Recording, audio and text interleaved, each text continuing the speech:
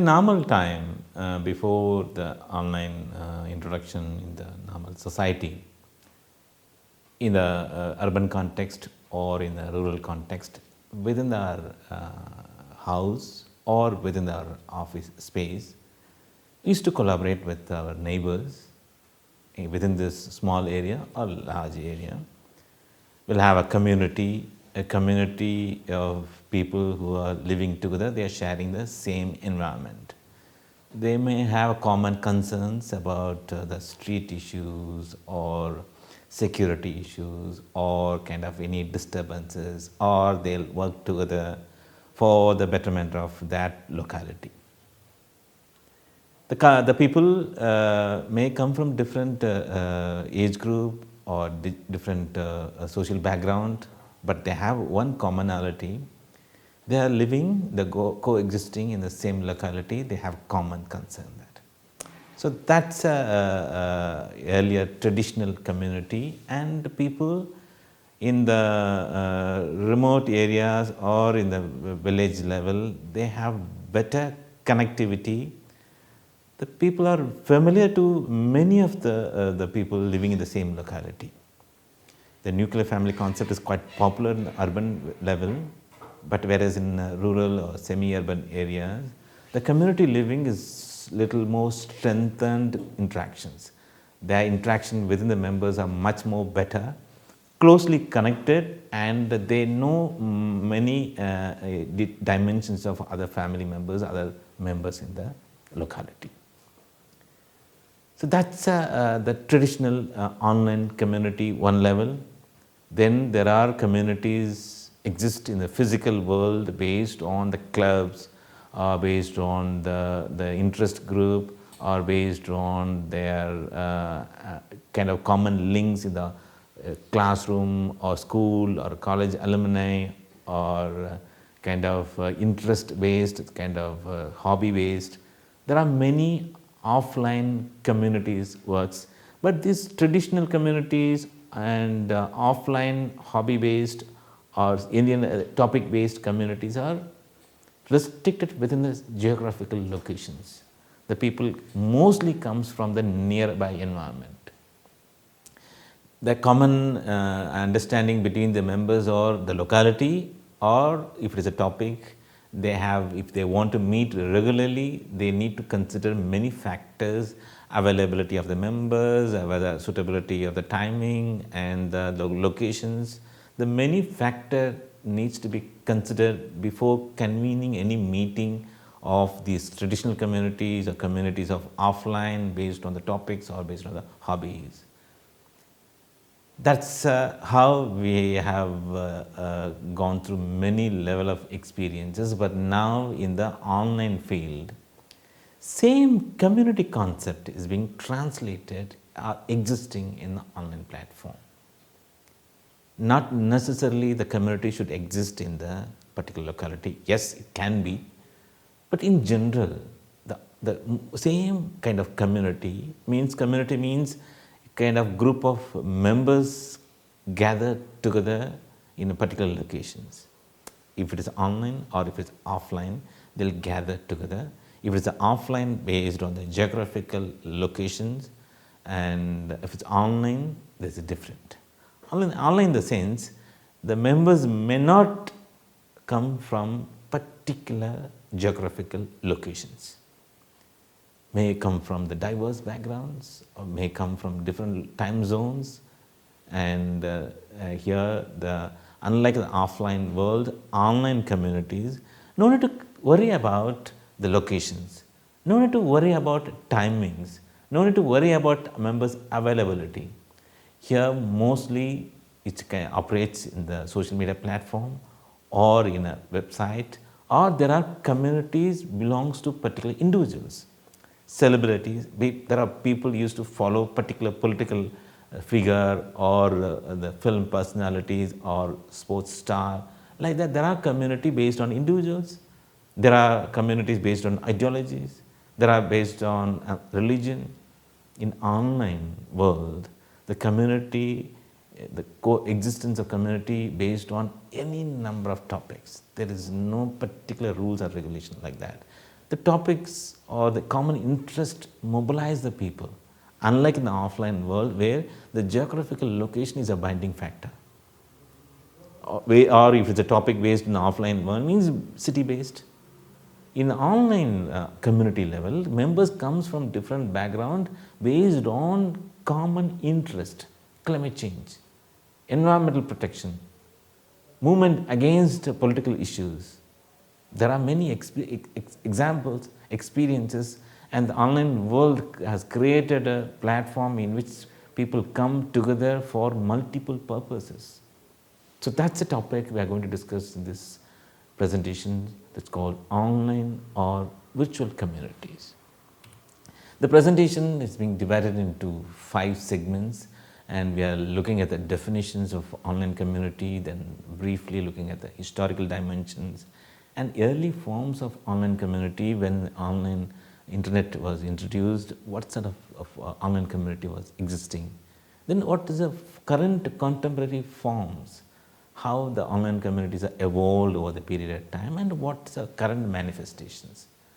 Then the type of users who are existing in the online community part. There are some numbers of categories. You can understand how their participatory level, how they participate in the community settings. So that's a main component, main dimension, main structure of this presentation. We look at the basic definitions of online community. The Harold Renningold is considered to be the pioneer and earlier scholar who works continuously on virtual communities. He has done a lot of contribution of sharing his own experiences and attached with the early communities from the beginning. He is still active, and he is being frequently quoted, particularly in the online communities or virtual communities concerned. He gave a generic definition. The definition goes like this: the virtual communities are social aggregations that emerge from the internet when enough people carry on those public discussions for a longer period, long enough, with a sufficient human feelings. Remember that here is a congregation of people and existing that platform for a longer period carry out the human feelings. It's not just coexistence, not coexistence in the online platform, and here they are sharing the feelings between the members for the common aim, common objectives, to form webs of personal relationship in cyberspace. So that's one of the classic definitions usually quoted about virtual communities or online communities. Another scholar, another dimension comes from Licklider and Taylor. They were discussing about online communities before the internet introduction part, because 1962, 69, 72 and 80s, early 90s, American universities or European continents, they had a rudimentary computer networks based on the ARPANET project and other early experiments. And as well as from 1972 onwards, through email, people started communicating with each other. And based on that understanding, these 2 scholars, Licklider and Taylor, gave another classic definitions for online communities. And they're saying, what will online interactive communities be like? How far different from traditional communities? In most fields, most areas, the communities exist of geographically separated members. Sometimes online communities in small clusters, sometimes works individually, and these communities not based on common location but of common interest. So that's the main point from this definition. The communities are combination of members who comes from diverse background with a different location but a common interest. And more or less, the Renningold also saying the same. The members come from different area, but they exist for a longer period. They carry forward the human feelings for the establishing personal relationship. And here he is characterizing the members. Members come from diverse background, but with a common interest. Another one of the very popular scholar who works in the community, online communities level is Barry Wellman. He gave very short and crispy definitions about virtual community. It's a networks of interpersonal ties that provide sociability, support, information, and sense of belonging and social identity. That can be applicable to any number of community settings, and there are community works in the Facebook level, community works in the Twitter level, or Instagram, or Pinterest, or Wikipedia, or in the websites, the chat room, or YouTube. There is a lot of scope for people to gather on given topic, given occasion, given theme, given people, individuals. They'll exist for a longer period, they'll collaborate with each other, they try to establish a relationship, they'll try to understand the common mutual shareable feelings among the community for the common goal. So we can divide the community, online community, the emergence of community and the earlier forms in the historical perspective. We can divide into three eras of online communities. The rudimentary form of online communities, that is from 1969 to 1994, based on the earliest computer networks, that's mostly email based or text based. And from 94 to 2005, that's how that kind of community existed in the earlier form of online platform. Our internet was introduced in 1994. So 94 to 2005, because 2005 onwards, we started with the Web 2.0 and the social media platform, where the interactivity and participatory level of individuals is much, much better than 94 to 2005. It's based on the development of technology, development of computing gadgets, and development of much broader bandwidth and broadband connectivity. The penetration level earlier, it was mostly in the developed countries. Over the period of time, we started witnessing the massive penetration in the developing countries too.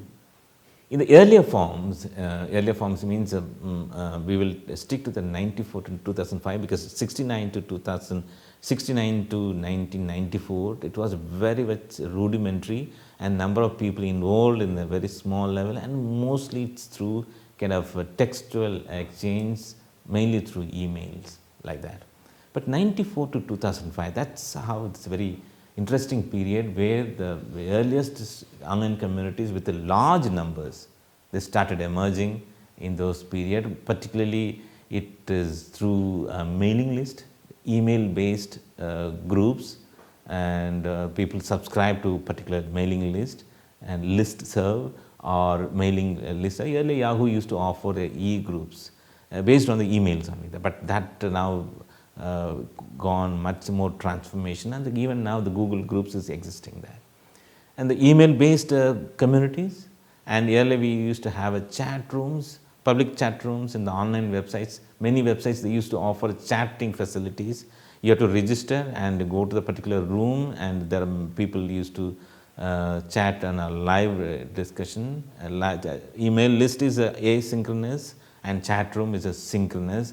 If mailing list, people are post from different time zones, people read it in different timings, then the discussion or responses goes on in 24/7. Whereas in the chat room facilities, chat room, there are chat room based on the cities, there are chat rooms based on the topics. People come and they discuss on a real time, then they'll go back or log off like that. So you can see the difference between that. But the mailing list is like a kind of identifiable community, and members are identifiable, and discussion on a topic and serious exchanges happens over the period of time, consistently happened. Their existence is guaranteed.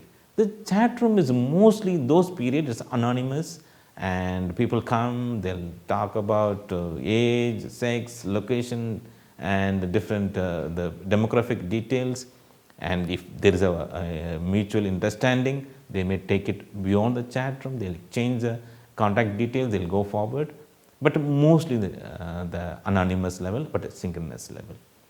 Another one, it's a modified version of email group, is Usenet, users network. news groups. News groups is like it operates based on the email concept only, but these are the exchanges happens in the public platform.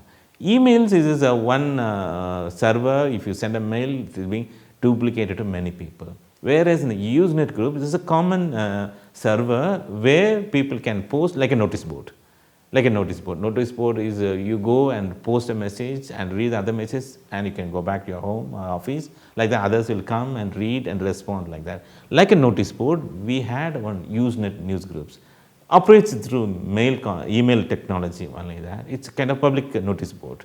And that time with limited internet penetration, lot of people used to gather in the Usenet platform, and they primarily it was supported by many public institutions to host the server of Usenet, and like current Facebook and social media groups, there were a lot of earlier we used to have groups based on the textile platform, and then later period in 2000, early 2000, Google brought all the Usenet content. They put everything Usenet messages in the Google groups. Still, you can access a lot of earliest communication of Usenet groups through Google groups still existing, and who Google provides that opportunity to access the earlier communication. There are a lot of people who works on a historical dimension of internet communication. The people can go back to the Google groups and search the earliest history of discussion, and we can trace the what kind of discussion happens, that kind of thing. So these are earliest forms of online communities. The latest, the contemporary forms. Contemporary forms is, I told you that 94 to 2005, that's earlier text-based forms, and 2005 onwards, we are witnessing media-rich online communities. Online communities, because the technology Web 2.0 provided much more interactivity, much more provisions for individuals to collaborate or post the materials and share the content like a blogs and Facebook, Wikipedia, YouTube or Flickr or Pinterest. You can see the lot of difference between the email based groups and Wikipedia based groups and blogs and groups existing in a social media platform like a Facebook or a Twitter. The people gather and they'll create their own rule norms, and they restrict the people, members' activities, and they allow certain messages, they don't allow certain messages. We'll come to the how community works in the next 2-3 slides level. We can see, we will see with more examples. So you can see the lot of difference between the year 95 to 2005, 94 to 2005 and 2005 onwards. Here, individual contribution is much more better and not necessarily text based. The contribution can be from multiple level. And the second most dimension of Web 2.0 is community can gather, they'll contribute each other, and they can the contribution can be redefined or fine tuned or improvised. So that's a wiki platform, and in a blogs mainly it's a one to many, and wikis are many to many, and Facebook or Twitter based online groups also is many to many. We have seen the examples of types of computer mediated communication in the earliest presentations. One to many blogs, we can say that, and many to many wikis and Facebook groups. These are online communities gathering, and remember that majority of these communities works in the asynchronous level. Asynchronous level means we have a different time zone because the platform is a global reach, not necessarily comes from particular time zone. If I may post from India and that in the Wikipedia, that can be accessed from somebody from Europe after 8 hours or after 10 hours, or from somebody from South America from after 12 hours. They'll access it. They may accept, they may reject, they may add, they may delete my content, and after 8 hours, after 10 hours, I look at my content. Like that, this kind of interactivity among the members, the same common interest goes on that. The interaction between the members may be limited because mostly the asynchronous level, the synchronous gives a much more relationship part, but over the period of time, the people who are active contributes much in the online community level in those Web 2.0, either in the one-to-many level blogs or many-to-many wiki or social media platform.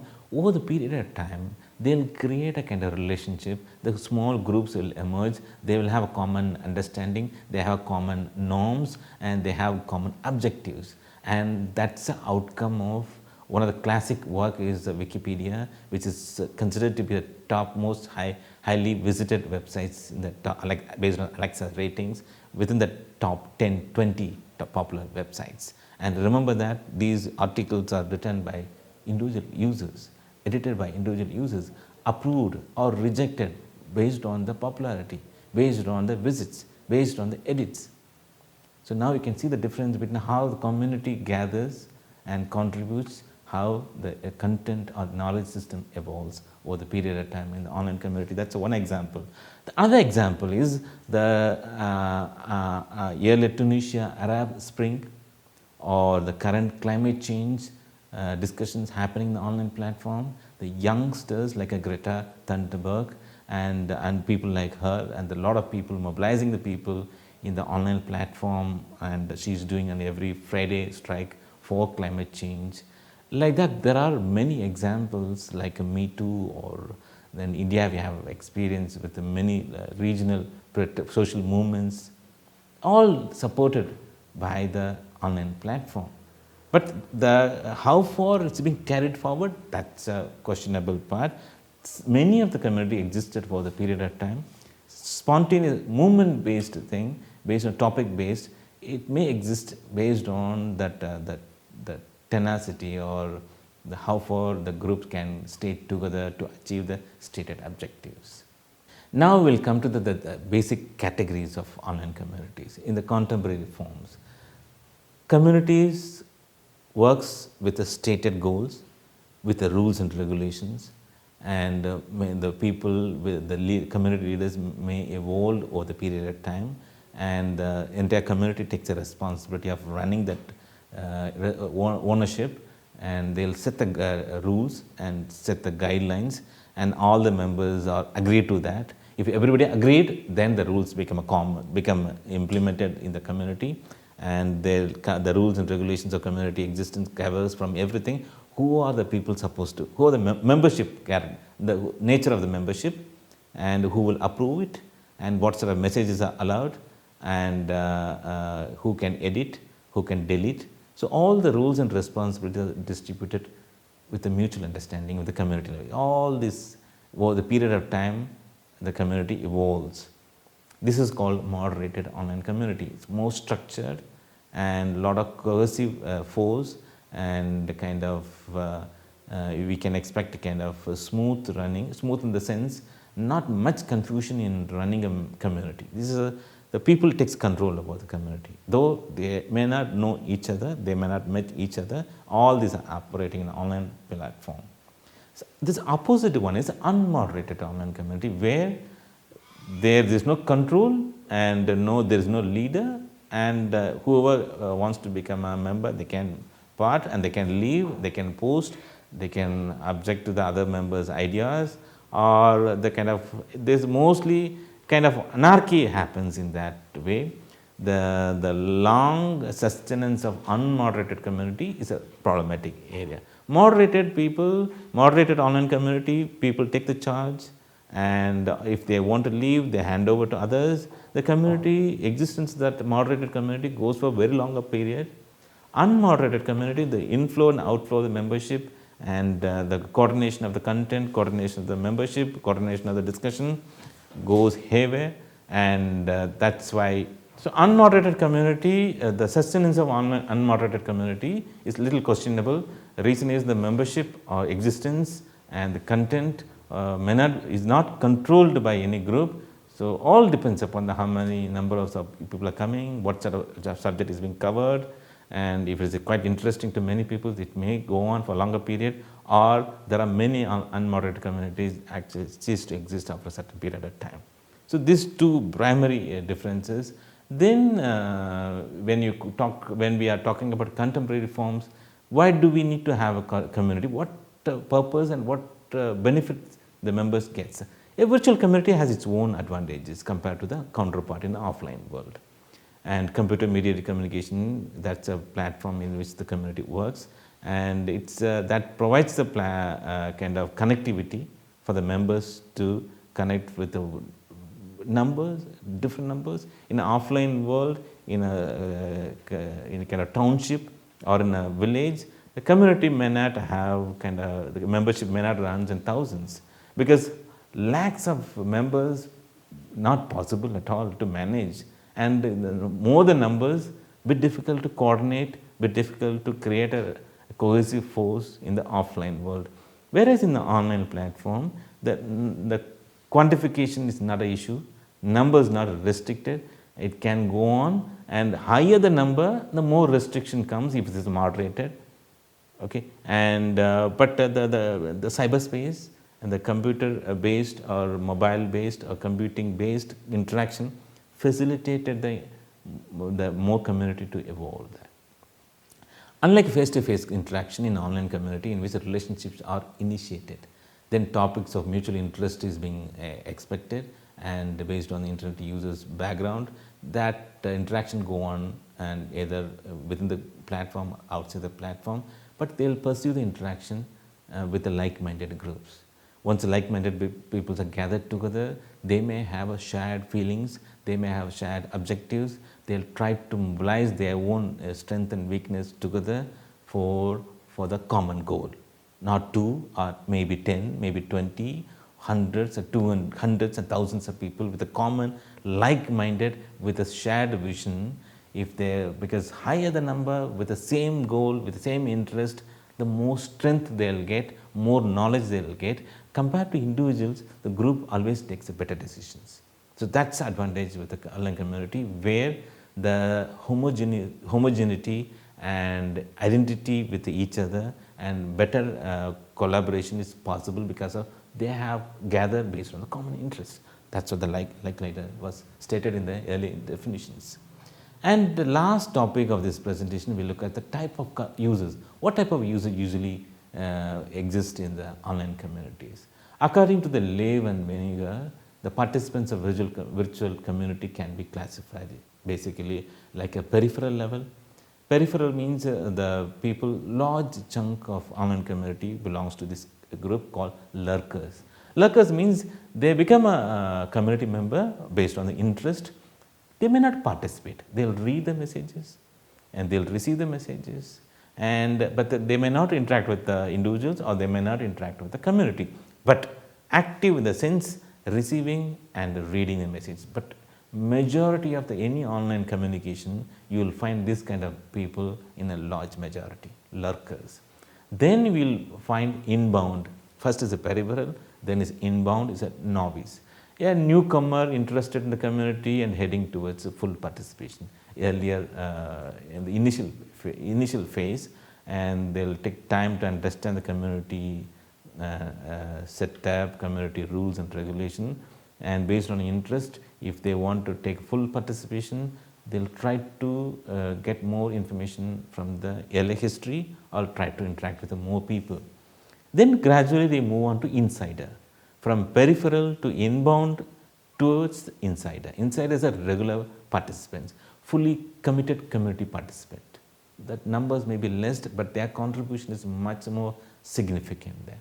Then higher, once you become a regular contributor, over the period of time, you will understand the community setup in a better way. You have a lot of relationship with many number of peoples.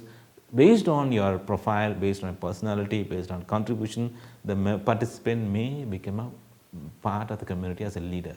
Boundary. From peripheral towards inbound to insider to boundary. A leader sustains membership participation for longer period of time and try to have much more interactions of broad base. So those kind of people, they will emerge as a leader. Then over the period of time, they will become outbound. Outbound means their contribution must be saturated, and they will try to mobilize more youngsters, more novice, more regular. They will try to develop, they help others to become leaders. They will hand over the responsibility to the new members, because this is how the responsible membership contributes to the community, and they'll take care about the sustenance of community. So broadly we can classify the users like a lurkers, majority, then the newcomers, inbound, then they'll try to become a regular, that's insider. Once more contribution comes, they become a leader, and once your contribution is saturated, they'll become a leader, they'll try to hand over the responsibility to the new members. And the classic examples of online community, easily we can relate with the online activism, the environmental, climate change activism or social movements. These are based on the community, but it needs to be studied how long that particular community existed for a longer period. It's just gathering and voicing the concern, they're dispersing, and they carry forward the interaction for a longer period for the common stated goals. That needs to be studied for a longer period of time. Then another application side of online community is education, online educations, where it's not happens in the mass number, but particularly in the open learning platform, students can gather together based on the universities, based on the degrees, based on the topic, either within the formal level or informal level education. And here the collaboration is much better, because not the teacher is giving the knowledge, but here knowledge is being shared, collaborated, everybody contributes equally. So these are some of the examples where the society gets a benefit. This is a very broad area. We have explained this online community in detail in the unit. Please read that part. Thank you.